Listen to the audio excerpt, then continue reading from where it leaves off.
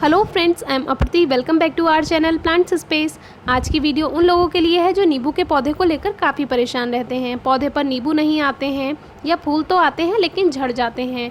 तो ये मैंडारिन है, जिसको मंदारिन, ड्वार्फ नारंगी, ऑर्नामेंटल ऑरेंज कई नामों से जाना जाता है। ये एक सिट्रस फैमिली का ही प्लांट है। सिट्रस फैमिली के जितने भी प्लांट होते हैं, मौसमी, नारंगी, नींबू, संतरा, उनकी देखभाल एक ही तरह से की जाती है। इसमें संतरे की तरह फांकें होती हैं, लेकिन ये काफ़ी खट्टी होती है।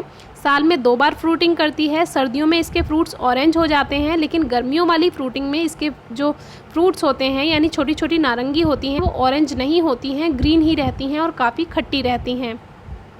तो आज हम बात करेंगे कि इस पर किस तरह से आप कोई भी जितना भी सिट्रस फैमिली के प्लांट हैं, किस तरह से उस पर आप फ्रूटिंग पा सकते हैं।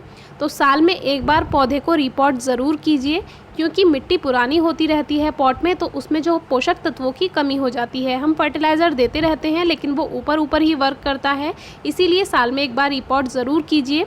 तो ये एक 12 इंचेस का पॉट है, इसमें ड्रेनेज होल है और छोटा सा पत्थर हम इस पर लगा देते हैं, जिससे ड्रेनेज सिस्टम अच्छा बना रहेगा। तो यही पॉट हम लेने वाले हैं। आप बड़ा पॉट भी ले सकते हैं। तो सबसे पहले पौधे को बाहर निकालिए और आप देख सकते हैं रूट बाउंड हो चुकी हैं, जिस कारण पौधा ग्रोथ नहीं कर पाता है और उस पर फूल तो आएंगे लेकिन वो झड़ जाएंगे, क्योंकि उस पर पोषक तत्वों की कमी होगी और रूट्स इतनी ज़्यादा फैल चुकी हैं कि वो पोषण ले ही नहीं पाती हैं। मिट्टी भी पुरानी हो जाती है। ज़मीन में तो वो पोषक तत्व लेती रहती हैं, लेकिन पॉट में जब एक सीमित मिट्टी होती है तो उसमें थोड़ा पोषक तत्वों की कमी हो जाती है। जितना न्यूट्रिशन पौधे को चाहिए उतना नहीं मिल पाता है। तो देखिए, हम एक्स्ट्रा सॉइल को इस पर से हटा देते हैं। रूट्स को आप चाहें तो हल्का हल्का ट्रिम कर सकते हैं। अभी हमारे पौधे पर फ्रूटिंग हो रही है, इसलिए हम रूट्स ट्रिम नहीं कर रहे हैं, लेकिन अगर आपके पौधे पर फ्रूटिंग नहीं हो रही है तो आप इनको हल्का हल्का ट्रिम कर सकते हैं। तो देखिए, वही मिट्टी हमने ले ली है 60% और इसमें 40% हमने गोबर की खाद मिलाई है। आप कंपोस्ट या वर्मी कंपोस्ट कुछ भी ऐड कर सकते हैं। और सॉइल अगर सैंडी नहीं है, यानी रेत नहीं है मिट्टी में, तो उसमें थोड़ा सा रेत ज़रूर मिलाइए। हमारी मिट्टी में रेत है, इसीलिए हमने इसमें रेत नहीं मिलाया है। तो 60% सॉइल है हमारी सैंडी सॉइल और 40% हमने उसमें गोबर की खाद यानी काऊ डंग ऐड किया है। वर्मी कंपोस्ट आप कोई भी ऑर्गेनिक फर्टिलाइज़र ऐड कर सकते हैं।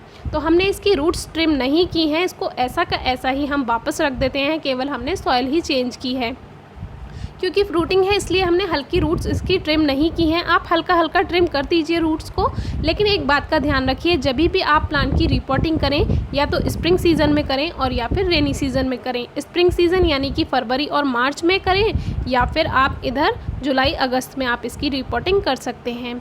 तो ये समय बिल्कुल सही होता है, रूट्स सेट हो जाती हैं, क्योंकि मौसम में मॉइस्चर होता है तो इनको ज़्यादा परेशानी नहीं होती है। तो अच्छे से सॉइल को प्रेस कर देंगे, जिससे एक्स्ट्रा एयर है वो बाहर निकल जाएगी। तो अच्छे से इसको आप फिल कर दीजिए। और एक बात का ध्यान रखिए, कभी भी जब भी पौधा ट्रांसप्लांट करते हैं या रिपोर्ट करते हैं, तो उसको कभी भी धूप में नहीं रखना है। उसको 2 दिन आप कम से कम 2 से 3 दिन आप उसको शेड में ही रखिए। ग्रीन नेट के नीचे भी नहीं रखना है, बिल्कुल शेड में रखना है, जहाँ पर उसको सूरज की रोशनी ना मिल पाए। तो अब हम इसमें अच्छे से वाटरिंग कर देंगे, जिससे जितना भी इसमें जो स्पेस रह गया होगा, खाली जगह रह गई होगी, वो अच्छे से भर जाएगी, मिट्टी वहाँ तक पहुँच जाएगी। तो अच्छे से इसमें आपको पानी दे देना है। तो अब हमारा पौधा बिल्कुल तैयार है। तो इससे क्या हुआ, जो इसको पोषक तत्वों की कमी हो रही थी, वो मिट्टी में दोबारा से हमने फर्टिलाइज़र ऐड कर दिया है। एक बात का और ध्यान रखिए, जितनी भी सूखी ब्रांचेस होती हैं, जो सूखी टहनियाँ होती हैं, उनको कट कर दीजिए पौधे पर से, नहीं तो पौधे में डायबैक हो जाता है प्रॉब्लम और पौधा सूखने लगता है, उसकी ज़्यादातर ब्रांचेस सूखने लगेंगी। तो जितनी भी सूखी टहनियाँ हों वो आप तुरंत पौधे पर से हटाते रहें। और जितनी भी इसमें और टहनियाँ भी हैं, जो ब्रांचेस हैं, उनको आगे से हल्का हल्का ट्रिम कर दीजिए। उससे क्या होगा, जो उसमें न्यू ग्रोथ हो पाएगी और पौधा अच्छे से दोबारा से ग्रोथ कर पाएगा। तो अभी हमारे पौधे पर थोड़ी फ्रूटिंग है, इसलिए हम ज़्यादा इसको ट्रिम नहीं करेंगे, लेकिन अगर आपके पौधे पर फ्रूटिंग नहीं है तो आप इसको हल्का हल्का ट्रिम कर सकते हैं। तो ये तो साल में 2 बार फ्रूटिंग करता है, इसीलिए हमें थोड़ी अभी परेशानी हो रही है इसको ट्रिम करने में। एक पौधा हमने और रिपोर्ट किया है, तो उसको हम रिज़ल्ट के साथ आपसे शेयर करेंगे, लेकिन उसका एक छोटा सा हम स्क्रीनशॉट आपसे शेयर कर देते हैं कि उसकी रूट्स कितनी ज़्यादा फैल गई थी, यानी रूट बाउंड हो गया था, जिससे पौधा ग्रोथ नहीं कर पाता है। साल में 1 बार आप ज़रूर रिपोर्टिंग करें, चाहे स्प्रिंग सीज़न में और चाहे रेनी सीज़न में। आपके प्लांट के अकॉर्डिंग है वो, कि जैसे कि आपका पौधा किस समय फल देता है, किस मौसम में, तो उसके अनुसार आप कर सकते हैं।